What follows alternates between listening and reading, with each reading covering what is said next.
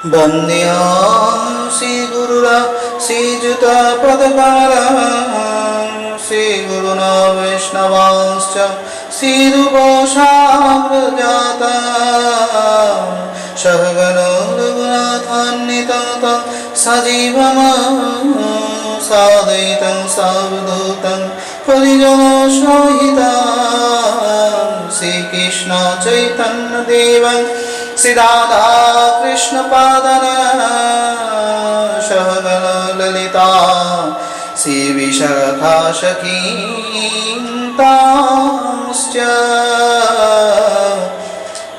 अज्ञानतिमिरान्धस्य ज्ञानाञ्जनशलाकया चक्षुरुन्मीलितं येन तस्मै श्री गुरवे नमो नमः। आनंद नीलमय विग्रह हेमावदिव्य छवि सुंदराय कृष्ण प्रेम रस प्रदायिनी श्री चैतन्य चंद्राय नमो नमः। नमो नलिनी नेत्राय विनुर्वर्ध विनोदिने राधाधरो सुधापाने शलिनी वनमालिनी राधा रसिश्वरीं रम्यं गोविन्दं महिनीं परां विश्वभानुं सुतं देवी नमामि हरिप्रियां। वृन्दावै तुलसीदेवा वै प्रिया वै केशवश्च कृष्ण भक्ति पदे देवी सत्यवत्यै नमो नमः। वाञ्छाकल्पतरुभ्यश्च कृपा सिन्धुभ्येव च पतितानां पावनेभ्यो वैष्णवेभ्यो नमो नमः। हरे कृष्ण कृष्ण कृष्ण हरे हरे हरे राम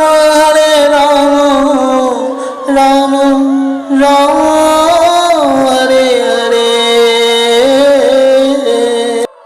नमस्कार শ্রোতা বন্ধুরা, সকলেই নিশ্চয় ভগবত কথা তথা কৃষ্ণ তথ্য প্রত্যেকটি পর্ব আস্বাদন করছেন। আজ আপনাদের কাছে ভগবত প্রেম এবং ভগবতের শ্রদ্ধা, ভক্তিপথে ভগবানের জন্য আকাঙ্ক্ষা থাকলে কি কি হতে পারে এই বিষয় নিয়ে এবং পরস্পর পুরোপুরি কৃষ্ণের জীবনে ঘটা সমস্ত ঘটনা বলি এবং তিনি যা যা লীলা করেছেন সেই লীলা রাশি আপনাদের কাছে পরিস্থাপন করছি একটি পর্বের মাধ্যমে। এই পর্বটি 25তম কৃষ্ণ তথ্য কথা নামে পরিচিত। যদিও পরমেশ্বর ভগবান শ্রীকৃষ্ণের কৃপা অনন্ত অপার, দশম স্কন্ধ শ্রীমদ্ ভাগবতকে অবলম্বন করে ভাগবতের সমস্ত তথ্যকে একাধারে গ্রহণ করে এবং আপনাদের কাছে গ্রহণযোগ্য করে তোলার প্রয়াসে আমি এই নিত্য সাধনযোগ্য তুল্য তথ্য আপনাদের কাছে তুলে ধরছি। যদিও পার্থিব দেহে এই ধরনের আলোচনা করা বা শোনা দুই সৌভাগ্যের ব্যাপার, অতীব দুর্লভ, যদিও এগুলো আমাদের জীবনে পাওনা, পূর্বজন্মের স্বীকৃতি এবং আমাদের জীবন সাহিলিতে আমাদের ভক্তিপথে পুষ্প চয়নের মতন এই কথাগুলো আমাদের জীবনকে উন্নত করে তোলে। শ্রদ্ধা, প্রেম, ভালোবাসা, বিনয়, ভক্তি সমস্ত কিছু একত্রে লাভ করার সুযোগ করে দেয়। তাই শ্রোতা বন্ধুরা, আমার শ্রদ্ধালু ভক্তবৃন্দরা, আপনারা আপনাদের শ্রী গুরুদেবের শ্রীচরণকে সদাই হৃদয়ে রেখে সদাই তার আদেশকে পালন করে নীতি নৈতিকতা ইতিবাচক চিন্তা নিয়ে এক কথায় কৃষ্ণ অন্তঃপ্রাণ তৈরি করুন। আশা করি আপনারা এগুলোতে সক্ষম হবেন। বিশেষত এই কৃষ্ণ তত্ত্ব কথা মাধ্যমে আপনাদের সাংসারিক জীবন সাহিলী, পারমার্থিক জীবন সাহিলী এবং জীবনের অন্তিম পর্যায়ে পৌঁছানোর পূর্ব পর্যন্ত যা যা ঘটনাবলী আছে সবকিছু প্রায়শ্চিত্তে সম্পূর্ণ হবে। আপনার জীবনে পরম প্রাপ্তি পরমেশ্বর ভগবানকে আপনি সহজেই লাভ করতে পারবেন। সেটি হলো কেবলমাত্র তাকে জানা। আপনি যদি তাকে না জানেন তবে মানবেন কেমন করে? কেমন করে সেই ব্যক্তিকে, সেই বিস্ময় আনন্দ প্রদানকারী পরমেশ্বরকে মনুষ্যরূপে যদি ভাবি তো মনুষ্য, দেবরূপে ভাবলে দেব, স্বরূপ ব্রহ্মরূপে ভাবলে তিনি ব্রহ্ম, তিনি পরমাত্মা সচ্চিদানন্দ, তিনি জগতে অচ্যুতানন্দ, তিনি সেই সচ্চিদ আনন্দের পরিপ্রকাশ, তিনি সেই পরম শক্তি যিনি অবতীর্ণ হয়েছেন দৈবকী নন্দন হয়ে আমাদের সংসারে। কিছু জীবনের সৌভাগ্যের ফলে এই সমস্ত আনন্দ অনুসন্ধান করা সম্ভব হয়ে থাকে। যদিও কোটি জন্মের সৌভাগ্য না থাকলে হরিপথ, হরিকথা, হরিকে পাওয়া সম্ভব নয়, হরিকে ডাকাই সম্ভব নয়। চেয়ে দেখবেন আপনাদের আশেপাশে বহু জনেরা আছে, বহু কিছুর প্রতিভা লাভ করেছে, কিন্তু দুঃখের বিষয় ভগবানের নাম তারা মুখে শুনতে চায় না, তারা কখনো ভগবানকে ডাকেন না। কেউ আবার বলেন, কে ভগবান? আমি ভগবান। এহেন আচরণ কেবলই মূর্খতা, দাম্ভিকতা, অহংকারের প্রতিফলন ছাড়া আর কিচ্ছু নয়। বন্ধু, মনকে তৈরি করুন। কুঞ্জে কুঞ্জে কেবলই ঘুরে বেড়াই, তবু তাকে খুঁজে না পাই। তাকে খোঁজবার জন্যই তো জীবন কাটাই, তবু তাকে খুঁজে না পাই। পাবেন কেমন করে? আপনি কুঞ্জে কুঞ্জে খুঁজে বেড়াচ্ছেন, আপনি আপনার ক্রিয়কর্মের মধ্যে খুঁজে বেড়াচ্ছেন, কিন্তু আপনি আপনার প্রকৃত ধর্ম অনুযাজনকারী ভক্তের সঙ্গ করেননি। সেক্ষেত্রে আপনার খোঁজাটা যে বিফল ছাড়া আর কিছুই নয়। মহাজনের মহাভাবে আমার অভাব দূরে যাবে, আমি কৃষ্ণ প্রেমে হব মাতোহারা, আমি আমার ভিতরে দেখব তোমায়, দেও গো দর্শন, ও গো দ্বিজ অনন্ত, কৃপাময় হরি, তুমি ছাড়া আমার আর কেহ নাই। এই মহাজনের মহাভাব আপনি পাবেন কোথা থেকে? যতক্ষণ না আপনি শুনবেন। তাই ভাগবতের পরম তথ্য, বিশেষ মূল্যায়ন, অনুধাবনকারী হরি কথা আপনাকে শুনতে হবে। যাই হোক, একটু বাড়তি হয়তো মনে হবে আমার কথাগুলো। আপনাদের উপদেশটা অনেক আছে, জানি স্বভাবত আপনারা জ্ঞানীও, বিদ্বান, এখনকার দিনে বলা চলে আপনারা অনেক উন্নত, কিন্তু কোথাও কোথাও উন্নত মানুষের, উন্নত ব্যক্তির উন্নত জীবনেও ব্যর্থতা থাকে বন্ধু। সেই ব্যর্থতা দূর করাই কেবল সম্ভব হরিকথা শ্রবণে। আপনারা শ্রবণ শক্তিকে আরো বাড়িয়ে তুলুন, শ্রবণীকে তৈরি করুন প্রভু কথা শুনবার জন্য। তাহলে দেখবেন পরনিন্দা আর ভালো লাগবে না, তাহলে দেখবেন জীবনে আর অন্য কোনো দুষ্ট কথা শুনতে ইচ্ছে হবে না। এই যে দুঃখ বারবার আসে আর যায় বলেন না, এত দুঃখ সইতে পারি না। একই কারণে কতবার দুঃখ পাবেন বলুন তো? একই কারণে কতবার আপনি দুঃখ পেতে পারেন বলুন তো? জানেন তো, একটা কথা মনে পড়ে যায়। একজন ব্যক্তি একটা দোকানের সামনে থেকে প্রতিদিন যেতেন আর আসতেন। কালক্রমে একদিন তিনি দেখলেন সেই দোকানটা বন্ধ। তখন তিনি খোঁজ করলেন, যারা দোকানি ছিলেন, যারা দোকান লাগিয়েছিলেন 4-5 জন একসাথে হয়ে, তাদের কাছে জিজ্ঞাসা করলেন, কি ব্যাপার ভাই, তোমরা দোকান বন্ধ করেছো কেন? তখন তিনি বলেছিলেন, তারা আর কি বলেছিলেন, যে আমাদের লোকসান হয়েছে। তখন তিনি বললেন, চেষ্টা করা আবার উন্নত হবে। তারা দুঃখে বিমর্ষিত হয়ে আছেন। তখন তারা মনস্থ করলেন, ঠিক আছে, আরেকবার করি। তো আরেকবার দোকান করলেন, সে সময়ও তাদের খুব একটা লাভের মুখ দেখলো না। তখন ওই ভদ্রলোকই তাদের মাঝখানে গেলেন এবং তাদের ওই দুঃখ, বিশেষ করে দুঃখ এবং লাভ হয় না সেই একটা কষ্টেই তারা মাথা নত করে বসে আছেন। তাদের দেখে তিনি বললেন, এই তোমাদের আমি একটা জোক শোনাবো, শুনবে তোমরা? তখন বললেন, শোনাবেন, শোনান। এ অবস্থায় জোক মানে জোক মানে একটু হাস্যকর কৌতুক কিছু শোনাবেন তিনি। তো সেক্ষেত্রে প্রথম কৌতুকটা তিনি শুনলেন এবং শুনে সকলে খুব হাসলো। কৌতুকটা খুব ভালো হয়েছে, হাস্য কৌতুক হয়েছে। যথারীতি তিনি বললেন, তাহলে আরেকটা কৌতুক শোনাই, মানে আরেকটা জোক শোনাই। তারা বললেন, শোনাবেন, তাহলে শোনান না, ভালোই লাগছে, বেশ মনটা একটু একটু খুললো, দুঃখের ভারটা একটু কমলো। তখন তিনি সেম একই জোক আরেকবার শোনালেন। তখন ওই 4 জনের মধ্যে 2 জন হাসলো, আর 2 জন না খুব একটা হাসি আসলো না, একই জোক। কিন্তু তৃতীয়বার শোনালেন, চতুর্থবার শোনালেন, পঞ্চমবার একই জোক শোনালেন। পরবর্তী পঞ্চমবারের সময় দেখা গেল তাদের মধ্যে কেউ হাসছে না। তখন উনি বললেন, আরেকটা জোক শোনাই। আরে ধুর মশাই, একই জোক তো বারবার শোনাচ্ছেন, তো ওদের হাসি আর আসছে না। তখন তিনি বললেন, একই তো মানব জীবন, দুঃখ বারবার আসলে তাকে দুঃখ বলে মনে করছেন কেন? একই যোগে যেমন কোনো কিছু মানে একটা কৌতূহল কথাতে যেমন বারবার হাসি আসছে না, একই জীবনে বারবার দুঃখ আসবে কেন? আপনি আসতে দিচ্ছেন কেন? ঘটনা তো একই, ব্যবসা করেছেন, লোকসান হয়েছে।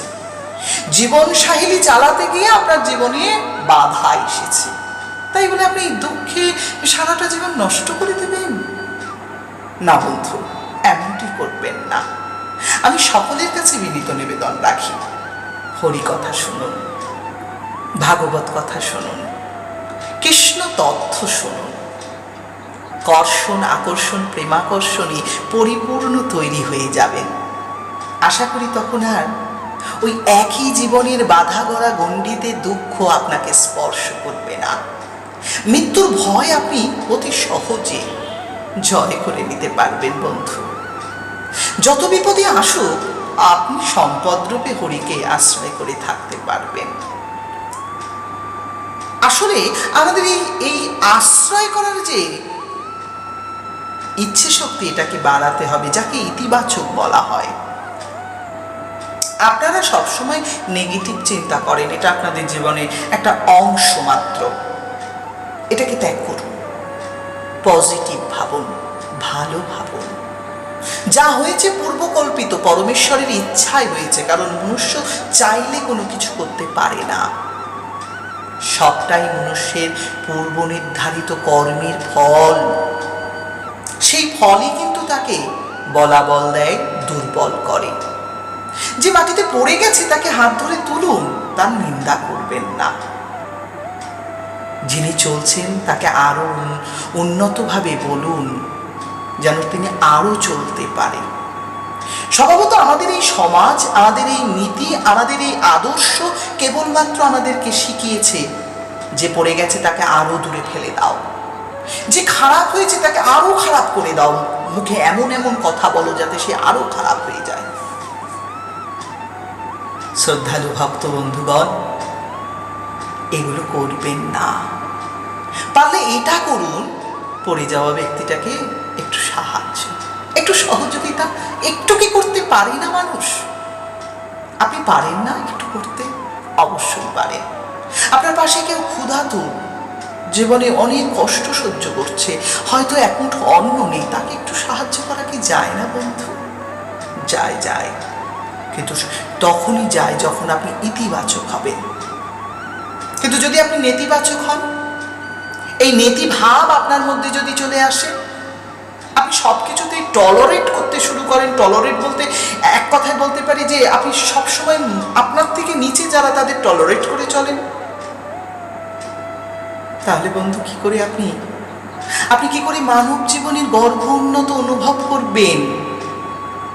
না বন্ধু, না না না, এইগুলো আমাদের লক্ষ্য নয়, আমাদের ডেস্টিনেশন এটা নয়।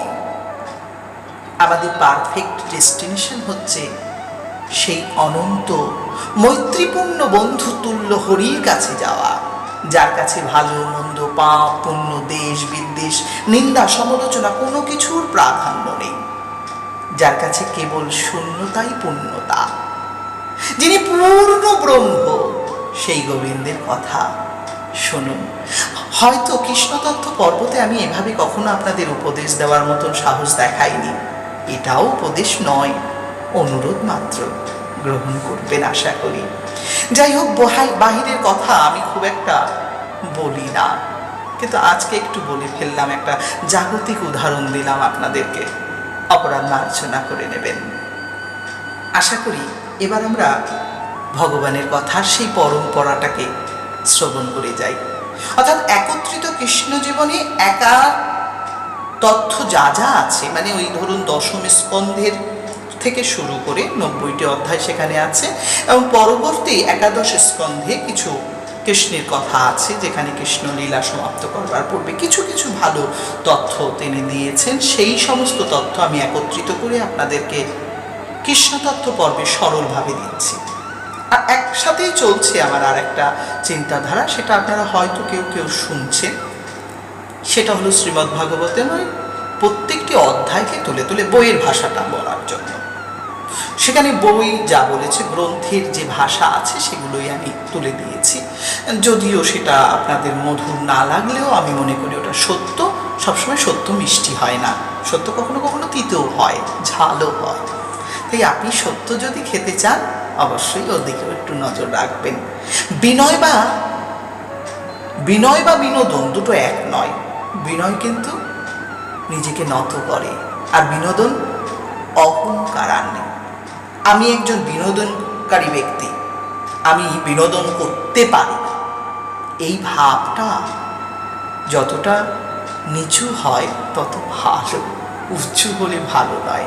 যাই হোক, কথায় কথায় অনেকটা সময় নিলাম আপনাদের। এবার আসুন, পূর্বে আমরা যে বিষয়ে আলোচনা করেছিলাম তার দুই একটি কথা। বিশেষত পরমেশ্বর ভগবান শ্রীকৃষ্ণ তার মা বাবাকে, অর্থাৎ বসুদেব এবং দৈবকীকে, তার পূর্বে মৃত 6টি ভাইকে, যারা কংসের হাতে মারা গিয়েছিলেন, তাদেরকে ফিরিয়ে এনেছিলেন বলিরাজা সুতল লোক থেকে। এরপরেই কিছুদিন বাবা মায়ের কাছে ছিলেন ভগবান শ্রীকৃষ্ণ, কিন্তু মনে মনে বড্ড দুঃখ ছিল। হায় রে, আমি অনাদি, আমাকে লোকে সাধনা করে পায় না, কিন্তু সামনে পেয়েও কি অবাক কাণ্ড, আমাকে তারা চায় না, তারা মৃতপুত্রের মায়ায় মোহিত। সেই মৃতকে জীবিত করে খানিকক্ষণের জন্য দেওয়া মাত্রই মায়ের স্তনে দুগ্ধ খরিত হলো। হায় হায়, আশ্চর্য আমার অবতরণ! আমি ভুবার হরণ করতে এসেছি বলে কি মমতা ভালোবাসা কিছুই পাবো না? একাধারে পরমেশ্বর ভগবানের তখন মনে পড়ে গেল মা যশোদার ভালোবাসা, মা যশোদার সেই নিষ্কিঞ্চন ভালোবাসা। বিন্দুমাত্র চাওয়া পাওয়া ছিল না। আজ কালবশত সেই যশোদা মা চলে গিয়েছেন। পরমেশ্বর ভগবান বড় একা বোধ করছেন। ভগবানের বড় দুঃখ মনকে আরো গভীর করে তুলছে। সেবত অবস্থায় পরমেশ্বর ভগবান শ্রীকৃষ্ণ চিন্তা করলেন, ভালোবাসা পৃথিবীতে দুর্লভ। কেউ যদি সেই ভালোবাসাকে অবজ্ঞা করে, সেই ভালোবাসাকে কুৎসিতভাবে দেখে, তার মতন পাপী আর ধরাধামে হয় না।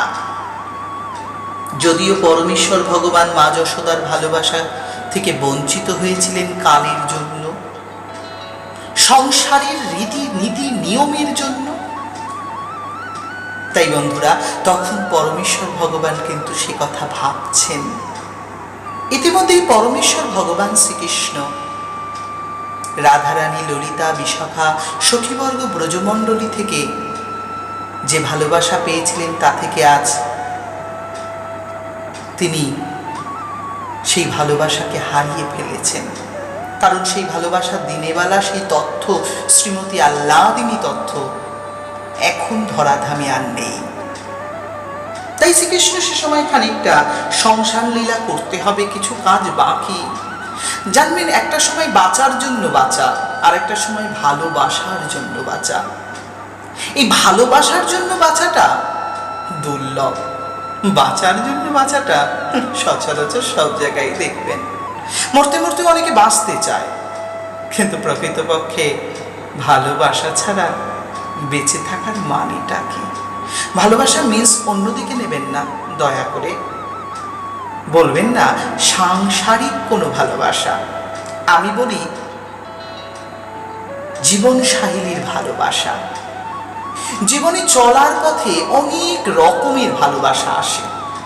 সেই ভালোবাসাকে যে বোঝে না, আড়াই অক্ষরের প্রেমকে যে খোঁজে না, যে নিজের আনন্দে থাকার স্থান খুঁজে পায় না, সে কিন্তু ব্যর্থ। সে ভগবান হলেও হয়তো তাই। অন্তর মন্দিরে প্রীতিফুল শয্যা যার নেই, যার ভিতরে সুখ আনন্দ অনুভবের অনুভূতির কম্প হয়নি, হৃদয়ে দোদুল হয়নি, মন ময়ূরী হয়নি, সে কেমন করে বুঝবে? তাই তো কৃষ্ণ সেই প্রেমের কথা ভাবছেন, যা তিনি কখনো হয়তো কালের নিয়মে তাচ্ছিল্য করে এসেছেন। সমাজ ব্যবস্থা, নিয়ম রীতি, সংসার এগুলোই শেখায়, কিন্তু কৃষ্ণ প্রেম, ভক্তি, ভালোবাসা, আনন্দ এর একটাও শেখায় না। বন্ধুরা ভাববেন, আজ ইনি এভাবে বলছেন কেন? আমি বলছি, দেখুন, একটু অনুভব করলে আপনাদেরও এরকমই শুনতে ভালো লাগবে। তাই এক সময় শ্রীকৃষ্ণের বন্ধু অর্জুন, পিস্তাত ভাই অর্জুন, অর্জুন শব্দের অর্থ অনুরাগ, অনুরাগের হঠাৎ অনুরাগ হলো। তিনি বিবাহ জীবনে অনেকগুলো বিবাহ করেছেন, একাধিক বিবাহ হয়েছে, কিন্তু সময় হয়েছে তার একজন ভালোবাসা, যেটা একান্ত আমার, এই একান্ত আপন চিন্তনে তিনি ভগবানের কাছে গিয়ে বলছিলেন, জানো তো প্রভু, আমার না সেই রকম অন্তরঙ্গ ভালোবাসার কেউ নেই। যদিও কালক্রমে কৃষ্ণ ভগবান তাকে খুবই ভালোবাসেন, কিন্তু একটা নারীর পরশ বা একটা নারীকে চাওয়া একান্ত আপন করে, এই আশাটা ছিল তার মধ্যে। যাই হোক, যথাসময় ভগবান শ্রীকৃষ্ণের একটি বোন ছিল, যার নাম আপনারা হয়তো কখনো শুনেছেন, সুভদ্রা। সুভদ্রা আমাদের জগন্নাথ বলরাম সুভদ্রার মধ্যবর্তী থাকেন। কথিত অনেক কথাই আছে, যাই হোক সেগুলোকে আজকে নয় একটু এড়িয়েই যাই। আজ আপনাদেরকে এভাবে বলি যে সুভদ্রা বিবাহ করবে, স্বয়ং বলরাম নেতৃত্ব দিচ্ছেন। বলরামের ইচ্ছে দুর্যোধনের সাথে বিয়ে দেবে, কিন্তু দুর্যোধন যে বড্ড দুষ্ট, তার নীতি আদর্শ সবই যে একেবারে উচ্ছৃঙ্খল। হায় হায়, সুভদ্রার মানে হলো যোগমায়া শক্তি মহালক্ষ্মী, মহালক্ষ্মীকে তুলে দেবে ওই দুষ্ট লক্ষ্মী ছাড়ার কাছে। হায় হায়, এ কি সমস্যায় পড়লেন? দাদা বলরাম বলেছেন মাত্রই কৃষ্ণের কিছু বলার নেই, কারণ ওখানে জ্যেষ্ঠকে সম্মান করাই শ্রেষ্ঠের কর্তব্য ছিল। এদিকে বড় ছেলের উপরে সকলেরই একটু শ্রদ্ধা এবং কর্তব্য বোধ ছিল, তাই বসুদেব এবং দৈবকী কিছু বললেন না। একটু আড়ালে গিয়ে কৃষ্ণকে মনের কথা খুলে বললেন, না না, ওই দুষ্টের হাতে আমাদের কন্যাকে দেব না। কারণ শ্রীকৃষ্ণ বলরামের প্রিয় এবং একটাই মাত্র বোন, সেটি ছিলেন সুভদ্রা। কৃষ্ণের আরো অনেক ভাই ছিল। বসুদেবের 18 জন পত্নীর গর্ভে প্রত্যেক ঘরে 3, 4, 8, 10 পর্যন্ত ছেলে হয়েছে, কিন্তু মেয়ে নয়, মেয়ে একটাই এসেছিলেন। যিনি সাক্ষাৎ পৌর্ণমাসী যোগমায়া সুভদ্রা। আপনারা বোধহয় জানেন, কংসের কারাগার থেকে একটি পুত্র সন্তান নিয়ে গিয়ে একটি কন্যা সন্তান নিয়ে এসেছিলেন, যেটি যশোদা প্রসব করেছিলেন। সেটি কালক্রমে সুভদ্রা হয়েছে, আছে এরকম একটা কথা। যাই হোক, তর্ক বিতর্কে যাবেন না, বিষয়টাকে মান্যতা দেবেন। মহাশক্তি মহালক্ষ্মী তিনি সাক্ষাৎ সুভদ্রা। তার সাথে ওই দুষ্টের বিবাহ, দুর্যোধন যে দুষ্ট অপরের ধনে লোভী, তার কাছে মহালক্ষ্মী মানায় বলুন? তাই তো সেখানে বিধি হলো, নিয়ম হলো। ভগবান শ্রীকৃষ্ণের কাছে ঘটনাটা বলা মাত্রই ভগবান ইঙ্গিত করলেন। ভগবান বললেন অর্জুনকে, সখা সখা আমার বোনের বিয়ে হবে তোমার ভাইয়ের সাথে, তোমার জ্যাঠাতো ভাই দুর্যোধনের সাথে। অর্জুন মনে মনে ভাবলেন, আমি তো তাকে ভালোবাসতাম, কালক্রমে আমি বিবাহিত, তাই প্রস্তাব রাখতে সাহস পেতাম না। কৃষ্ণের কাছে কথাটা বলতে না বলতে কৃষ্ণ বলল, যদি পারো তুমি আমার বোন সুভদ্রাকে বিয়ে করো। অর্জুন বললেন, কি করে করব বলরাম, যে আমাদের গুরু, তার সামনে সাহস কোথায়? তিনার নির্ধারিত কথার উপরে কথা বলবো কেমন করে? ভগবান বললেন, কখনো কখনো কোনো কোনো বস্তুর জন্য মানুষ মিথ্যার আশ্রয় করে, সম্পদের জন্য মিথ্যার আশ্রয় করে, সম্পর্কের জন্য মিথ্যার আশ্রয় করে। পরিস্থিতি শিখিয়ে দেয় কখন কিসের আশ্রয় করতে হয়। যদিও কালক্রমে কৃষ্ণ বড্ড ছলনাময়, তাই তিনি তার নররূপে অর্জুনকে বুঝিয়ে দিচ্ছেন, ছলনার আশ্রয় করো। কথার ইঙ্গিত বুঝে নিলেন অর্জুন। কালক্রমে তিনি নিজেকে একজন ব্রহ্মচারী সন্ন্যাসীর বেশে সাজিয়ে নিলেন, আর ভিক্ষার ছল নিয়ে তিনি দ্বারকা রাজ্যে প্রবেশ করলেন। সব ঘরে তিনি চিনতেন, ইচ্ছা করে তিনি ভগবান শ্রীকৃষ্ণের যেখানে সুভদ্রা থাকেন সেখানে গিয়ে ভিক্ষা চাইতে গেলেন।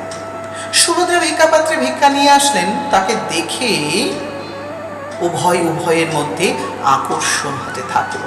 যা হয় আর কি, ওই সম্বন্ধ হলে পরে নয়নে নয়ন রাখা, মনে মন রাখা, আদান প্রদান চলতে থাকলো।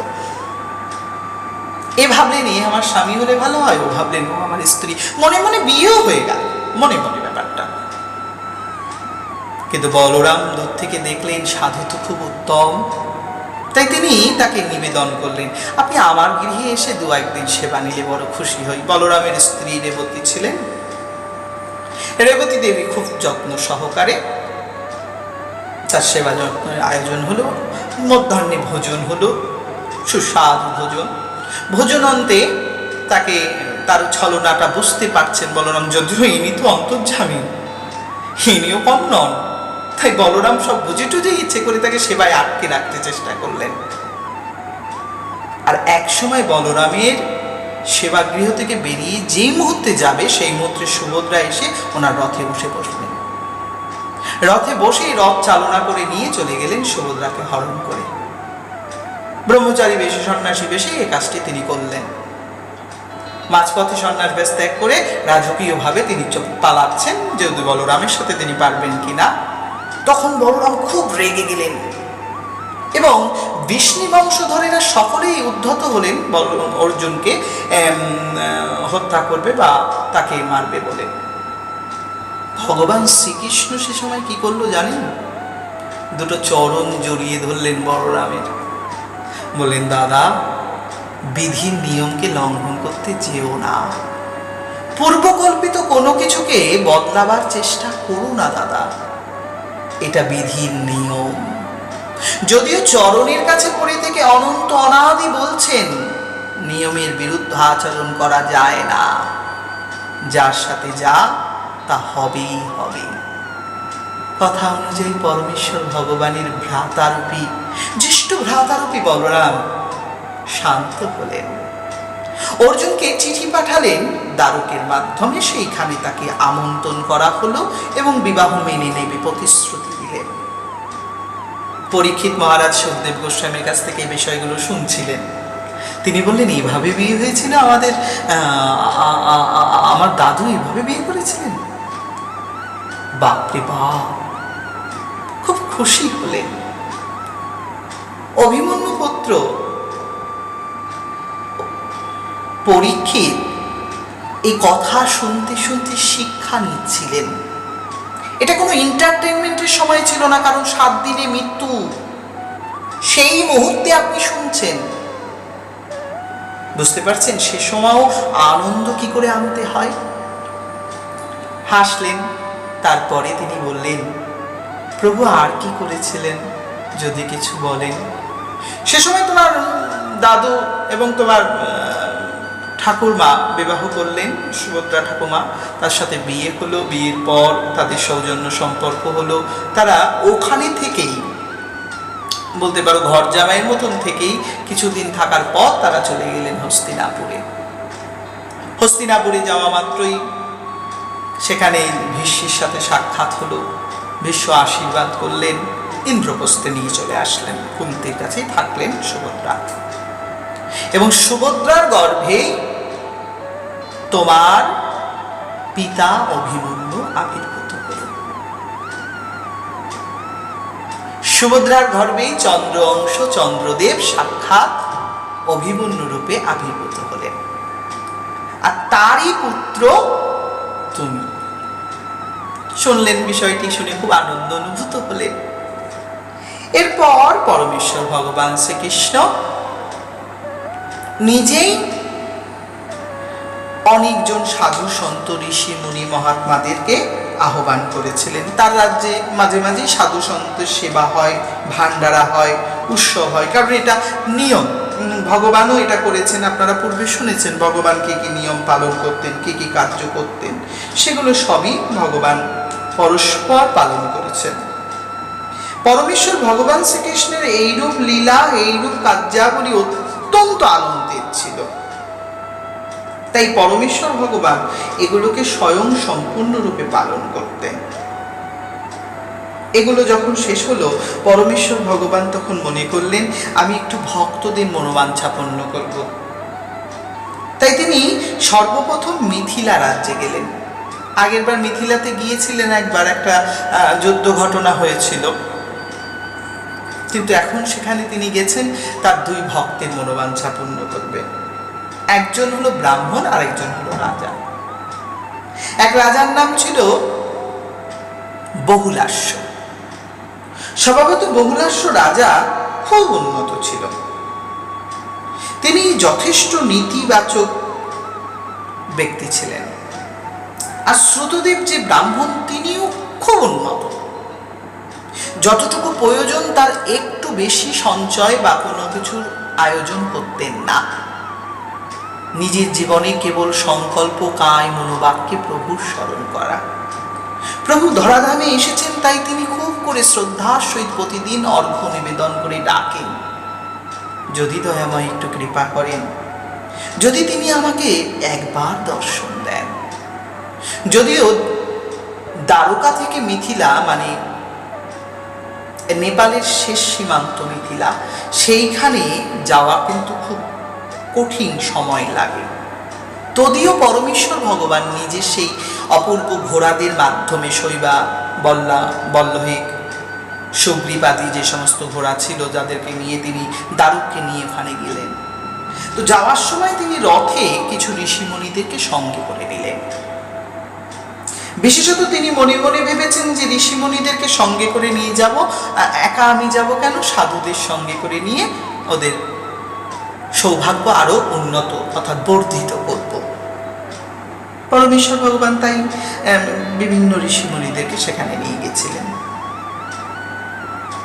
আর এই অল্পে সম্পূর্ণ সন্তুষ্ট শ্রুতদেবের উপরে ভগবান কৃপা করবেন। বহুলাস্যের উপরেও একই উভয় কৃপা তিনি করতে চান। সময় যদিও খুব কম, তাই তিনি এটি করবেন বলে মনে স্থির করেছিলেন। ভগবান যখন দারুককে নিয়ে পথে চলছেন তখন যে সমস্ত মুনিদের তিনি উঠিয়ে নিয়েছিলেন তারা হচ্ছেন স্বয়ং নারদ মুনি, বামদেব, অত্রি মুনি, কৃষ্ণদ্বৈপায়ন বেদব্যাস তো ছিলেনই, আমাদের প্রভুবর শ্রীল সুখদেব গোস্বামীও ছিলেন, শ্রীল পরশুরাম ছিলেন, অসিত মুনি ছিলেন, অরুণ মুনি ছিলেন, বৃহস্পতির মতন মহাজন ছিলেন, সাক্ষাৎ ভগবত দেবতাদের গুরু বৃহস্পতি, এবং কর্ণব মুনি, সঙ্গে মৈত্রেয় মুনি আর চাবন্য, এই কজনকে নিয়েই তিনি চলেছিলেন। স্বভাবত তিনি 12 জন মুনিদেরকে সঙ্গে নিতেন। এদের সকলকে নিয়ে পরমেশ্বর ভগবান চলেছেন। পরমেশ্বর ভগবান মিথিলা নগরী মৈথিলায় যখন পৌঁছেছেন, সমস্ত মৈথিলা নগরীর রাস্তা দিয়ে যাচ্ছিলেন যখন ভগবান, মানে রাজ্যের যে রাস্তার উপর দিয়ে যাচ্ছেন, সেখানেই সকলে জলপূর্ণ ঘট, পূজার সামগ্রী, প্রভু যাচ্ছেন, প্রভুর দর্শন, কেউ বা আগে গিয়ে প্রভুকে প্রণাম নিবেদন করছে। একটা বিরাট আনন্দের পরিবেশ তৈরি হয়েছিল। যদিও পরমেশ্বর ভগবান অনেকগুলো রাজ্য অতিক্রম করে, যেমন আনর্ত রাজ্য, ধনব্য রাজ্য, কুরুজাঙ্গল রাজ্য, কঙ্কন রাজ্য, মৎস্য রাজ্য, পাঞ্চাল এবং কুন্তি, মধুর, কেরল, এই সমস্ত রাজ্য, বিশেষত কেকয় রাজ্য, কৌশল্য, অনর্ণ তথা অর্ণ রাজ্য, এই সমস্ত রাজ্যের রাজধানীর উপর থেকে প্রভু গেছেন। কিন্তু যাওয়ার সময় প্রভুর মুখে সব মূল্যবান হাসি, পীতাম্বর বস্ত্র, গলে বৈজয়ন্তী মালা, মাথায় অপূর্ব সুন্দর মুকুট, হাতে অপূর্ব সুন্দর তার ভাব ভঙ্গিমা, তিনি যেন চলছেন, তাকে দর্শন করলে অর্থ আনন্দ অনুভব হচ্ছে। সেই পরমেশ্বর প্রভু চলেছেন, তাকে দেখেই দৃষ্টিতে দৃষ্টিতেই আদান প্রদান করে যাচ্ছেন প্রভু। যাদের দিকে তিনি তাকাচ্ছেন তারা কৃপা পাচ্ছেন, যারা তার দিকে তাকাচ্ছেন তারা কৃপা চাচ্ছেন। এমন অবস্থা তৈরি হলো। অনন্ত আনন্দের প্রতিনিধি পরমেশ্বর ভগবান। প্রতিনিধি বললাম, কেউ কিছু মনে করবেন না, কারণ মালিক কিন্তু রাধারানী, আর প্রতিনিধি আমার গোবিন্দ। আনন্দের প্রতিনিধি, আনন্দের মালকিন রাধারানী। সেই প্রতিনিধি পরমেশ্বর সকলের বাসনা পূর্ণ করতে করতে চলেছেন। অচ্যুতের দর্শন সবার জীবনে সৌভাগ্য এনে দেয়। কালপ্রসূত বিদেহ রাজ্য, মানে ওই মিথিলাকে বিদেহ বলা হয়, এই বিদেহ রাজ্যে আজ আনন্দ নেমে এসেছে। বহুলাস্য নামে সেই পরম সৌভাগ্যবান ব্যক্তি ভগবানকে সুস্বাগতম জানাচ্ছেন। উত্তম শ্লোক ভগবান দশানন বংশ বন্ধুতুল্য আপন ভগবানকে দেখলেন। জগৎগুরু ভগবান কৃষ্ণ কৃপা পাওয়া মাত্রই তারা আনন্দে উল্লাস করতে থাকলেন। শ্রুতদেব প্রত্যেক যুক্ত ভক্তদের জন্য যতটুকু যা করা উচিত তা তিনি করেছিলেন। ভগবান আসছেন শুনে আনন্দে নিজেকে নত করে রাখলেন। স্বভাবত পরমেশ্বর ভগবান শ্রীকৃষ্ণের জন্য শ্রুতদেবের প্রাণ হাঁক ফাঁক করতে থাকল। বহুলাস্যেরও ঠিক তাই। তখন সে সময় সকলের মাঝখানে পরম শ্রেষ্ঠ শ্রেয়স্কর পরমাত্মা সচ্চিদানন্দ সর্বপ্রথম বহুলাস্যের ঘরে পৌঁছলেন। বহুলাস্যের ঘরে গিয়ে তিনি আনন্দ অনুভব করলেন। জনবংশভূত বহুলাস্য পরমেশ্বর ভগবানকে অনেক শ্রদ্ধা জ্ঞাপন করেছেন। তিনি তার যতটুকু আছে ততটুকু দিয়ে প্রভুর চরণ সেবা করবেন। এই আনন্দ তিনি কোনো রকমে ত্যাগ করলেন না, বরঞ্চ দুটো হাত হাতের উপরে রেখে বহুলাস্য পরমেশ্বর ভগবানকে ডেকে নিলেন। বিনয়পূর্বক বহুলাস্যের আচরণে প্রভু বড় খুশি হলেন। অর্ঘ্য দিলেন প্রভুর জন্য।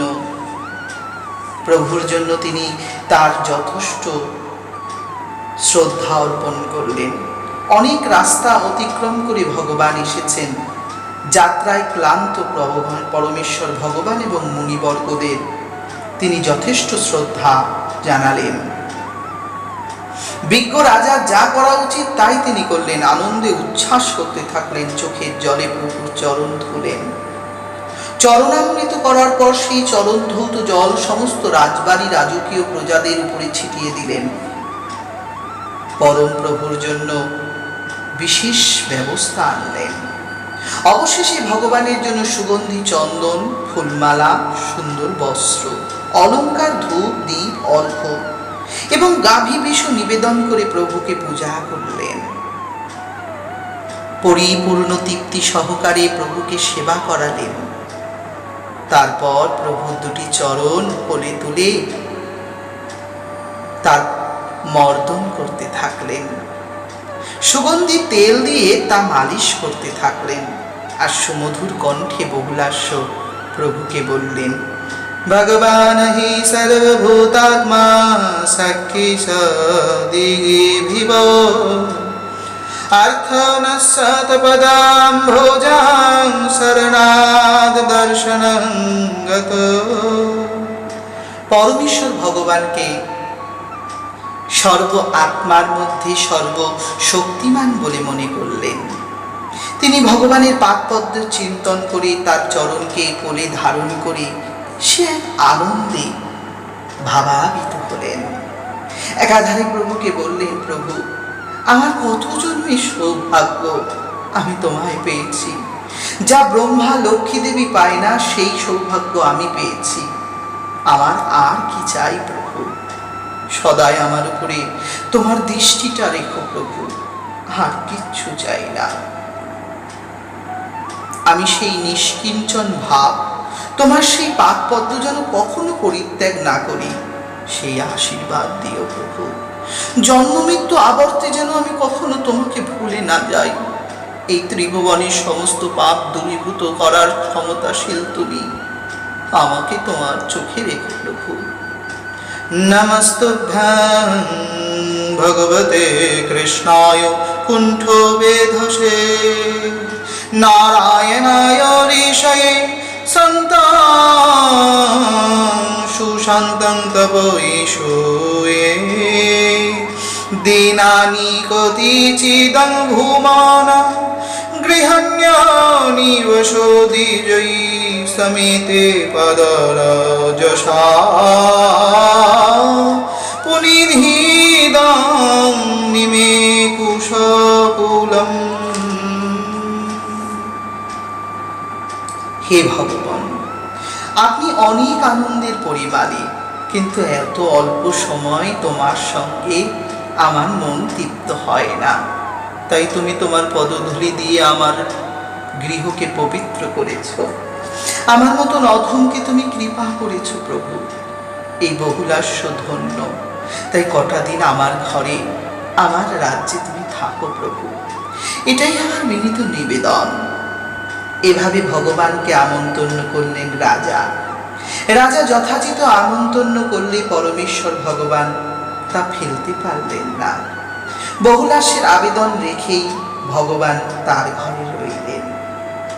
কিন্তু রাজা বহুলাস্যের সঙ্গে ভগবান শ্রুতদেবকেও কৃপা করবেন কথা দিয়েছেন। তাই পরমেশ্বর ভগবান একই সাথে, একই অবস্থায়, একই সময় তিনি তার মুনিদেরকে আবার সেখানে নিয়ে গেলেন শ্রুতদেবের ঘরে। শ্রুতদেবের ঘরে যখন তিনি যাচ্ছেন, শ্রুতদেব রাস্তা দিয়ে দেখতে পাচ্ছেন যে প্রভুরা আসছেন, তখন আনন্দে উল্লাস করে গায়ের উত্তরীটা, যেটা আর কি বৈষ্ণবরা পরেন, উত্তরী একটা চাদর, সেই চাদরটা তিনি রাস্তায় বিছিয়ে দিলেন। প্রভু আসছেন, স্বাগতম সুস্বাগতম, স্বাগতম সুস্বাগতম হরি নারায়ণ।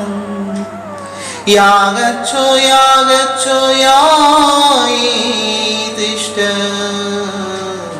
जथायि स्वागतं भगवान् तमेव शरणागतं ममेति गोविन्द दामोदर मेति माधवो स्वागतं सुस्वागतं स्वागतं सुस्वागतम् आगमनं सुस्वागतं स्वागतं सुस्वागतम्। পরমেশ্বরকে ডেকে নিলেন। প্রভু চরণকে আস্তে আস্তে সেই কাপড় তথা উত্তরীর উপরে রাখছেন। মনে মনে ভাবছেন, এই উত্তরে আমি যখন আবার গলদেশে দেব, প্রভুর চরণ স্পর্শের আনন্দ অনুভব করব।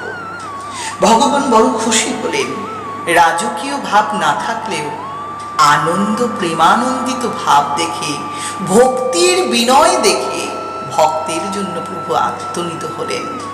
ঋষিবরেরা দেখে অবাক হলেন, হায় হায়, আমরা কতটুকু প্রভুকে ভালোবাসি, তার থেকেও শতগুণ এরা ভালোবাসে। প্রভু খানিক গর্ববোধ করছেন, দেখো আমার ভক্ত, মদভক্ত মদয়ানন্দে সদাহি বিভূষিতম।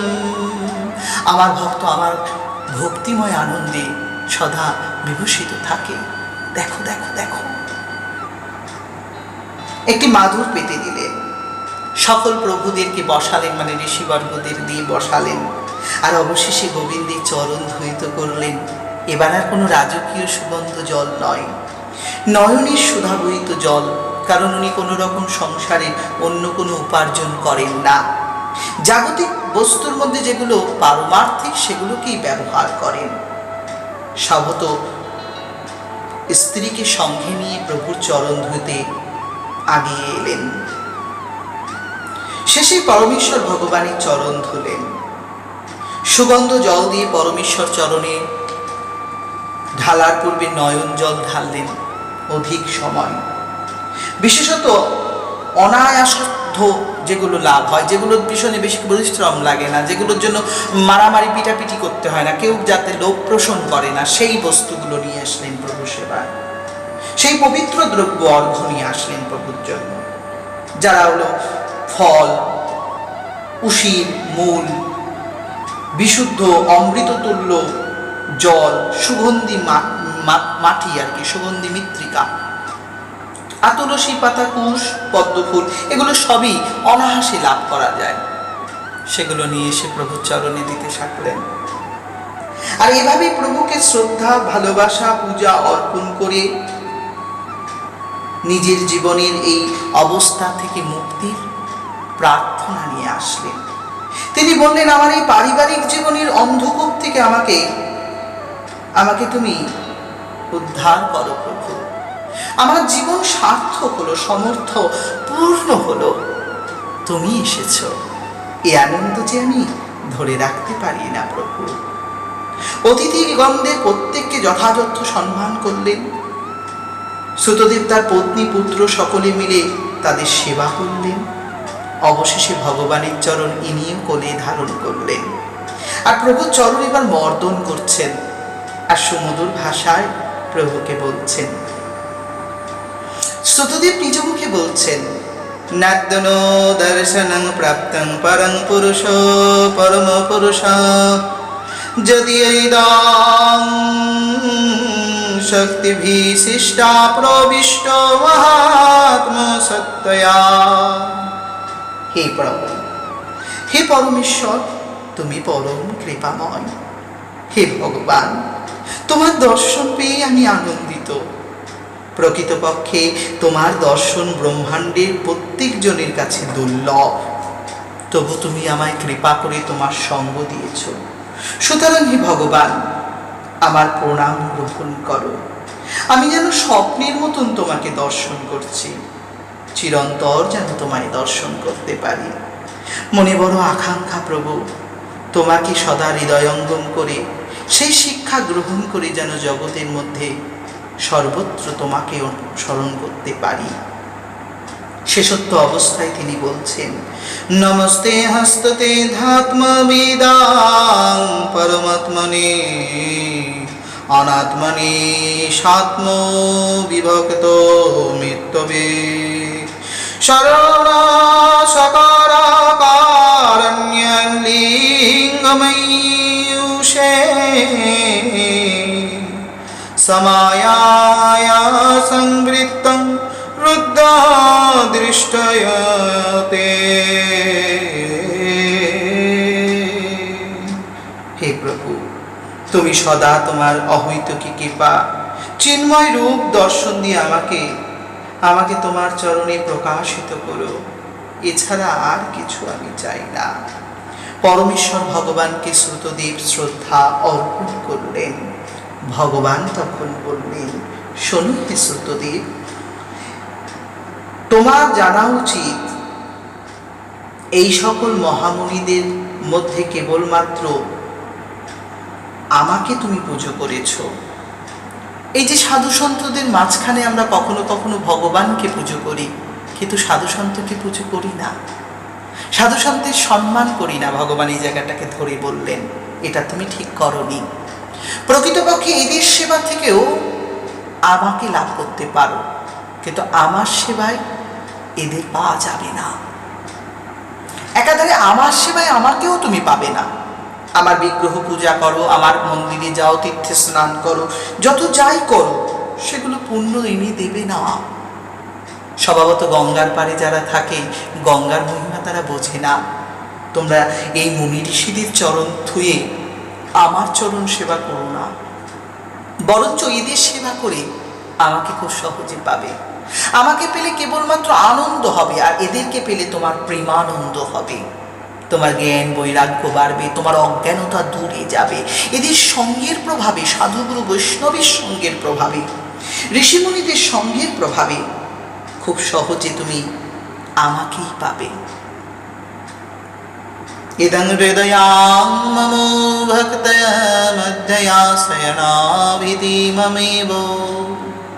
আমি এদের ভিতরে শয়ন করি, আমি এদের ভিতরে থাকি, এদের সেবা আমার সেবাই হয়। হে ব্রাহ্মণ, এদের সেবা করো দৃঢ়ভাবে।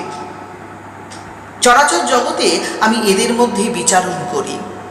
প্রকৃতপক্ষে ঋষিদের পূজা করা তোমার কর্তব্য। আচ্ছা প্রভু, মার্জনা করে দেবেন। বুঝতে পারিনি, একটু তোমাকে পেয়ে আবেগ বশীভূত হয়েছিলাম, ক্ষমা করে দাও। পরমেশ্বর ভগবান শিক্ষা দিলেন মানব সমাজকে, বোঝালেন ধর্মের কি লক্ষ্য, বোঝালেন নীতি কাকে বলে, কিভাবে ইতিবাচক জীবন যাপন করা যেতে পারে, সাধুগুরু বৈষ্ণবের সেবা কেমন করে করতে হবে। প্রভুর সেবা তো আছেই, কায় মনোবাক্যে প্রভুকেই রাখবেন, কিন্তু বাহ্য দর্শনীয় অবস্থায় সাধুগুরু বৈষ্ণবের সেবা না করলে আপনি সেই কায় মন বাক্যকে ঠিক করবেন কেমন করে? এই শিক্ষাই এখানে বিশেষ প্রকাশ্য হল। একাধারে পরমেশ্বর ভগবান শ্রীকৃষ্ণের কৃপা, এবং সেটি আশ্রয় করাবেন একমাত্র সাধুগুরু বৈষ্ণবজন। সেই সাধুগুরু বৈষ্ণব যদি ঘরে কখনো আসেন, কখনো যদি আপনার গৃহমন্দিরে প্রবেশ করেন, সেখানে যদি গোবিন্দ থাকে আর সাধুগুরু বৈষ্ণব থাকে, উভয়ের মধ্যে কাকে পুজো করা শ্রেষ্ঠ হবে, এই বিষয়ের সমাধান করে দিলেন বেদজ্ঞ পরমাত্ম পরম সচ্চিদানন্দ শ্রীহরি। শ্রীহরি নিজে প্রকাশ করলেন যে দেখো, আমার পুজোর থেকেও বেশি প্রাধান্যপূর্বক আমাকে যারা মানেন তাদের পুজো করা, আমাকে যারা জানেন, আমাকে যারা বোঝেন, আমাকে যারা চেনেন, আমাকে যারা জানাতে যান, তাদের পুজো করা উচিত থাকে। কারণ তাদের দ্বারাই তো আমি পরিচিত, নালে তো আমার পরিচয় গোপন হয়ে যায়, কেউ জানে না আমাকে। আমাকে জানবে কেমন করে? আমাকে জানা যায় কি করে? আমাকে জানা যায় কেবল এদের মাধ্যমে। এই মাধ্যমকে বলে গিয়ে মধ্যমের মধ্যে দিয়ে আমাকে পাওয়া যেতে পারে, এটা সে যদি ভুলে যায়, সেই মাধ্যম এবং মধ্যম যদি না হয়, তাহলে কি করে সে আমাকে পাবে? স্বভাবত তার লাভ হবে কি? লোকসানই হবে। সেক্ষেত্রে পরমেশ্বর প্রভু বললেন, আমার ভক্তকে তুই আমাকে নিয়ে নাচলে কিচ্ছু লাভ হতে পারে না। আমার ভক্তের কাছ থেকে আমার সম্বন্ধ, জ্ঞান, বুদ্ধি, বিবেক জানতে হবে। আমার ভক্তের মাধ্যম থেকেই আমাকে রিয়েলাইজ, অ্যানালাইজ দুটো করতে হবে,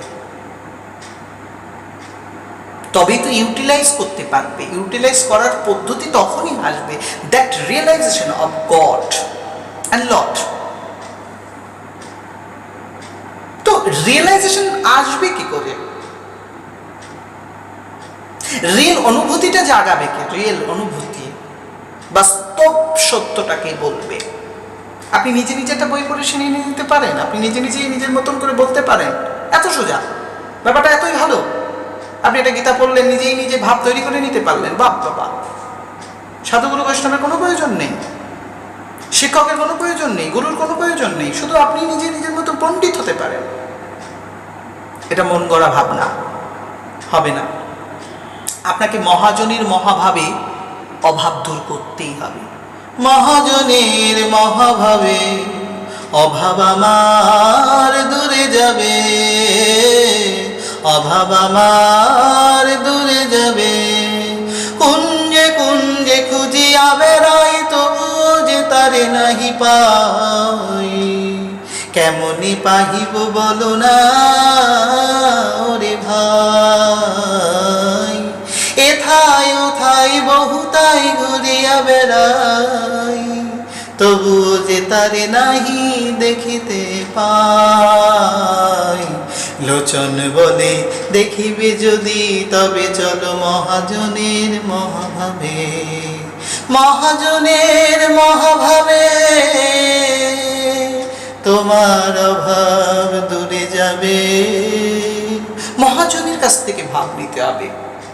আপনি একজন ডাক্তারের কাছ থেকে ওষুধ খেয়ে রোগ যেমন মুক্ত করেন, তেমনি মহাজনের কাছ থেকে এই মহতীয় কৃষ্ণ প্রেমা ভাব একমাত্র লাভ করতে পারেন। লভ্য স্থানম মহাজন চরণারবিন্দম। জানি আপনারা অনেকটাই বোঝেন, তবু বারবার বলি, স্বভাবগত অভ্যাস হয়ে গিয়েছে। এটাই নিয়ম, তো বলতেই হবে সত্য, বারবার, রিপিট বাই রিপিট। ভাববেন কি হবে শুনুন। আমি বলবো সময় নষ্ট হবে না শুনলে, জীবনটা বিফল হবে।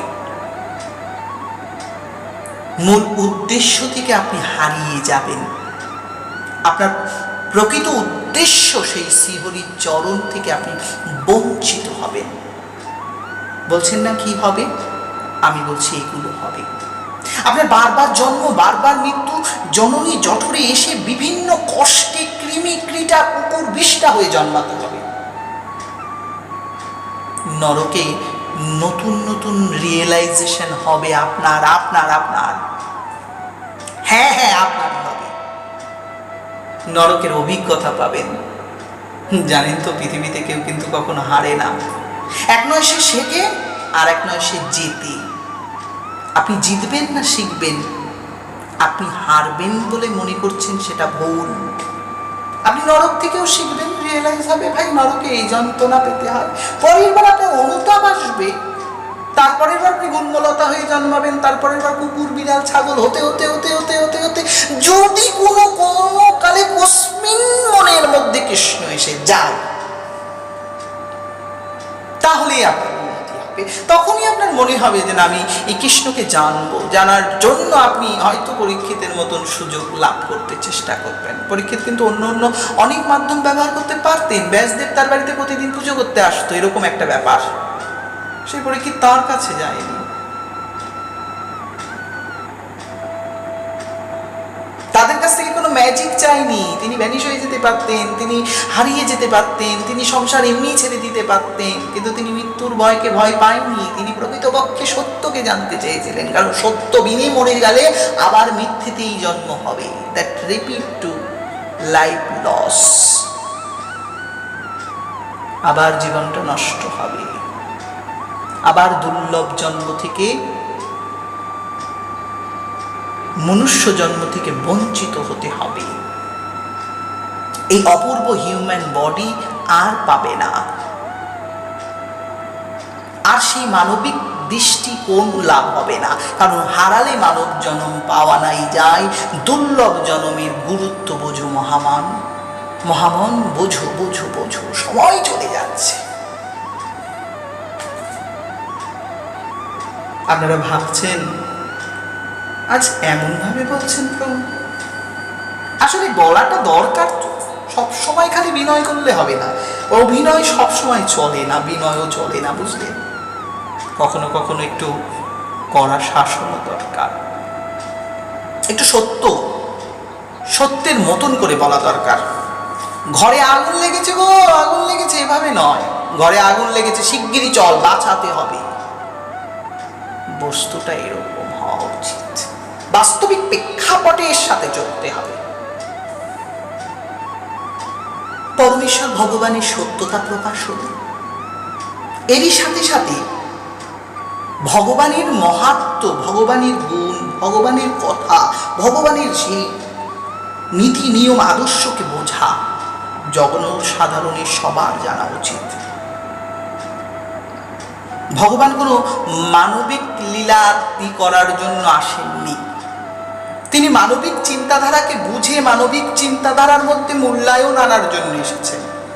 মূল স্রোতে মনুষ্যের মধ্যে প্রীতি জন্মানোর জন্য, মনুষ্যের মধ্যে যেন একটা আনন্দ অলমোস্ট টাইম থাকে, happy almost time happy human of people. প্রত্যেকটি পিপল যেন আনন্দে থাকে, প্রত্যেকটি জুটি যেন সুখে থাকে। সুখ মানে কিন্তু হারিয়ে যাওয়া নয় বা অনেক বেশি কিছু পাওয়া নয়। সুখ আছে, ছিল, থাকবে সেই সুখ যেটা আনন্দের মধ্যে, প্রেমের মধ্যে লুকিয়ে আছে। মাটির মধ্যেই লুকিয়ে আছে খাঁটি তথ্য ভাই। মাটিকে বুঝলে খাঁটি হতে পারবে। মাটি করো তাই, মাটিকে করো তাই, মাটিকে উপযুক্ত তৈরি করো। অবভিয়াসলি যদি এটা করতে পারেন না, আপনার ভিতরে থাকা এই মাটি যদি খাঁটি হয়ে যায়, আপনি যা বুনবেন তাই ফসল হবে। আম, জাম, লিচু, কাঁঠাল যা বুনবেন, প্রেম, ভক্তি, ভালোবাসা যা বুনবেন, প্রত্যেকটাতে ফল আর ফল, ফল আর ফল। আর সে ফলে আপনি ভরে যাবেন, বিনয়ী হবেন, গুণগরে গুণী যারা অবনত হয় তারা। বেদসমূহের প্রীতি এখানে ব্যাখ্যা হয়েছে। এখানে পরমেশ্বর ভগবান শ্রীকৃষ্ণের কৃপাদ্য অবস্থায় ভগবান ওদেরকে কৃপা করলেন এবং ওখান থেকে বহুলাস্য এবং সুতদেবের গৃহ থেকে একই সময় একই মুহূর্তে তিনি বেরিয়ে গেলেন। কিন্তু কেউ জানতে পারলো না কখন উনি ওই ঘরে গেছেন। সবাই জানে ব্রাহ্মণের বাড়িতে রয়েছেন বা বহুলাস্য রাজার বাড়ি রয়েছেন, কিন্তু একাধারে পরমেশ্বর দুই ভাগে ভাগ করলেন এবং ঋষিমুনিদেরকেও সেই শক্তিতেই রাখলেন, কারণ ওনারা সকলে ট্যালেন্টেড। শুধু ট্যালেন্টেড নয়, ওনারা পরমেশ্বর ভগবানের কৃপাদ্ধ অবস্থায় ছিলেন। যাই হোক, এরপর পরমেশ্বর ভগবানের এই ব্রহ্মময় শব্দের সম্বন্ধে একটু প্রশ্ন ছিল। পরীক্ষিত মহারাজা জিজ্ঞাসা করেছিলেন মন্ত্রের এমন কি গুণ, মানে ওখানে যেহেতু মন্ত্রতন্ত্র পড়ে খুব পুজো দিয়েছিলেন দুইজন, বহুলাস্য করেছিলেন, শ্রুতদেবও করেছিলেন, এবং ভগবান নিজে মুখে বলেছেন যে মন্ত্র, পুজো, পাঠ ইত্যাদি সবকিছুর মাধ্যমে আমাকে পেতে পারো, তাতে সময় লাগবে, কিন্তু সাধুগুরু বৈষ্ণবের কাছ থেকে আমাকে জেনে নিতে পারলে আর তোমার সেই সময়টাও লাগবে না। সেই ক্ষেত্রে পরীক্ষিত প্রশ্ন করেছিলেন মন্ত্র কি করতে পারে। তখন পরমেশ্বর ভগবান ভক্ত ছিল সুখদেব গোস্বামী প্রভু, তিনি বললেন যে দেখো, মন্ত্র একটি বিরাট কার্য আছে, মন্ত্রের ক্ষমতা আছে। বেদে যত সমস্ত মন্ত্র, তার চরম লক্ষ্য হলো পরমেশ্বর ভগবান। মন্ত্র যদি ঠিকঠাক জপা যায় তাহলে মন, ইন্দ্রিয় এবং প্রাণ এই তিনকে তৃপ্তি দেওয়া যেতে পারে। মন্ত্র উচ্চারণের মাধ্যমে, শ্বাস প্রাণায়ামের মাধ্যমে, শ্বাস প্রাণায়ামের আধারে, শ্বাস প্রাণায়ামের অন্তে এই মন্ত্রই তোমার সমস্ত তন্ত্রকে ঠিক করবে, অর্থাৎ হৃদিতন্ত্র, দেহতন্ত্র, মনোতন্ত্র, দীপতন্ত্র, জীবতন্ত্র, এই তন্ত্রগুলোকে ঠিক করে তুলবে মন্ত্র। বেদসমূহের প্রার্থনা স্বরূপ এই কথা চলে আসে। মুক্তিমান বেদ, চারিটি বেদ, ঋক, সাম, যজু, অথর্ব ইত্যাদি, এইভাবে বেদেদের প্রার্থনা একটাই, সেই মন্ত্রময়ের হরির কাছে পৌঁছানো। ভগবানের একাধারে কোনো আলাদা রূপ নেই, ভগবানের একাধারে কোনো আলাদা নাম নেই। তিনি পরম ব্রহ্ম সচ্চিদানন্দ, সেই ওঙ্কার, ওম শব্দ। অহস্যময়ের মধ্যে থেকে তিনি উত্তম, সেই উত্তম শব্দ শ্লোকময় ভগবানকে মন্ত্রের মাধ্যমেই ডাকতে হবে। সেই মন্ত্রের মাধ্যমকে পরমেশ্বর ভগবান কিভাবে ডাকলে পাওয়া যাবে, এই পদ্ধতিটি বারংবার তিনি উল্লেখ করে দিয়েছেন। একসময় নারদ মুনি স্বয়ং এই অবস্থা অনুভব করে ভগবান শ্রীকৃষ্ণের দর্শন লালসায় তিনি আবির্ভাব করেছিলেন। তিনি স্বভাবত সেখানে আবির্ভাব করেছিলেন এবং সেখানে গিয়ে তিনি দেখেছিলেন ভগবান শ্রীকৃষ্ণ বসে আছে এবং বিভিন্ন আনন্দ অনুভব হচ্ছে। তো তখন তাকে যথারীতি অন্যেরা শ্রদ্ধা টদ্ধা করেন এবং শ্রদ্ধা করে তাকে এই প্রশ্নটাই করেছিলেন, পুনশ্চ নারদমুনিও পৃথিবী পর্যটন করতে করতে একদিন নরনারায়ণ ঋষির আশ্রমে গিয়েছিলেন, যেখানে পরমেশ্বর ভগবত ভক্ত নরনারায়ণ ঋষি, মানে যিনি ভগবানের অবতার, তাঁর আশ্রমে তিনি গেলেন। নারদমুনি সেখানে যাওয়া মাত্রই নরনারায়ণ ঋষিও তাকে প্রণাম করছেন, কারণ দুজনেই অংশ অবতার, নারদমুনিও অংশ অবতার এবং নরনারায়ণ ঋষিও উভয়ই অবতার। ব্রাহ্মণদের ভিন্ন ভিন্ন গ্রহ সময়ে ভ্রমণ করতে করতে তিনি এইরকমভাবে সনাতন ঋষি নরনারায়ণকে দর্শন করে খুব আনন্দ পেয়েছিলেন।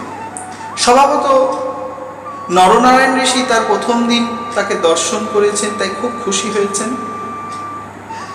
কলাপ নামক গ্রামে সেখানে নরনারায়ণ ঋষি তাকে দেখেছিলেন। আর সেই নরনারায়ণ ঋষি সেখানে বসেই সাধনা করতেন, জনসাধারণের মঙ্গল প্রার্থনা করতেন। নারদমুনি সেখানে তাকে বিশেষভাবে প্রণাম নিবেদন করলেন, উভয়কে প্রণাম করলেন, এখানে কোনো আলাদা ব্যাপার নয়। স্বয়ম্ভু মনু ব্রহ্মার পুত্র অনেকদিন আগেই জনলোকবাসী ঋষিদের চিন্ময় ধ্বনি সমূহ নিনাদিত করে ব্রহ্মের উদ্দেশ্যে মহাযজ্ঞ সম্প্রদান করেছিলেন। ব্রহ্মার মানসপুত্র এই সকল ঋষিরা ছিলেন ব্রহ্মচারী, আর তাদের মধ্যে সনন্দ, সনানন্দ, সুনন্দ আদি সকলে একত্রিত ছিলেন। মানে আপনারা যাকে বলেন সনৎ, সনত কুমার, সুনন্দ এবং সনাতন, এই চারজনের মধ্যে এক সময় একটা বিশেষ আলোচ্য বিষয় হয়ে ওঠে যে সনাতন ভগবানকে লাভ করার জন্য কি পদ্ধতিতে চলতে হবে। তখন শ্রুতগণ এবং স্বয়ং সনত কুমার, সুনন্দ এরা সকলে মিলে ঘটনাবলী বলতে থাকলেন। বিশ্বাত্মা ভগবানের গুণাগুণ মহিমা বলতে থাকলেন, ভগবানকে কি করে লাভ করা যাবে, গভীর শ্রদ্ধায় কিভাবে ভগবানকে পাওয়া যেতে পারে, সংসার কি ধরনের কঠিন অবস্থা, তা থেকে কি করে মুক্তি হবে, এই বিষয়গুলো আলোকিত করলেন পরমেশ্বর ভগবান। জীবগণ কিভাবে তার জীবনের লক্ষ্য খুঁজে পাবে, এই লক্ষ্য যতক্ষণ না পাচ্ছে ততক্ষণ আসা যাওয়া কিন্তু থামছে না। বেদে এই কথাই বর্ণনা রয়েছে, বেদসমূহের বর্ণনামত অনুসারে জীবের সর্বশক্তিমান পরমেশ্বর ভগবানকে ভজন করাই শ্রেষ্ঠ। এটাকে যদি সে করতে পারে তাহলে সে নরকে যাওয়ার থেকে নিজেকে বাঁচাতে পারবে।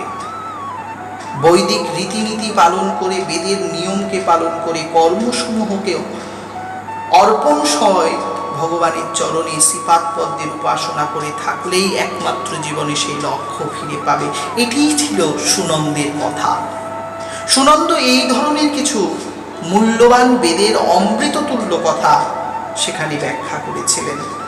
যদিও এর ব্যাখ্যা আপনারা পেয়ে যাবেন শ্রীমদ্ ভাগবতের দশম স্কন্ধের 87তম পর্বে। আমি ভাগবতের অধ্যায় বেসিসে আলোচনায় সেখানে দিয়েছি, এখানে আর সেভাবে খুব একটা দিলাম না, বিষয়টা একটু মনোযোগ সহকারে বুঝে নেবেন। যেমন সর্বশেষে এখানে একটা সলিউশন এসেছে যে দেবতা, ঋষি, মুনি, ভক্ত সকলেরই একটাই আকাঙ্ক্ষা, সেটা হলো পরমেশ্বর ভগবান শ্রীকৃষ্ণের চরণ ধুলা যেন তারা পায়।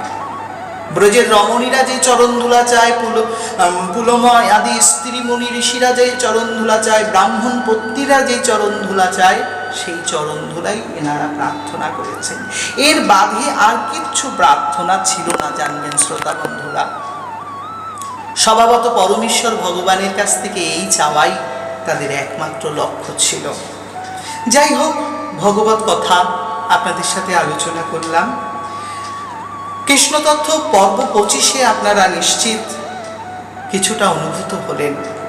আমার এই ধরনের আলোচনায় আপনাদের মনে যদি কোথাও ব্যথা দিয়ে থাকি বা আমার উচ্চারণ ভঙ্গিমা, বলার ভঙ্গিমায় আপনাদের মনকে কোথাও কষ্ট দিয়ে থাকে, মার্জনা করে দেবেন, আশীর্বাদ রাখবেন যেন আরও উন্নত হতে পারি, আপনাদের জন্য যেন আমি আরও কিছু অনুসন্ধান করতে পারি, একাধারে নিজের জন্য যেন কৃষ্ণপ্রেমকে আশ্রয় করতে পারি।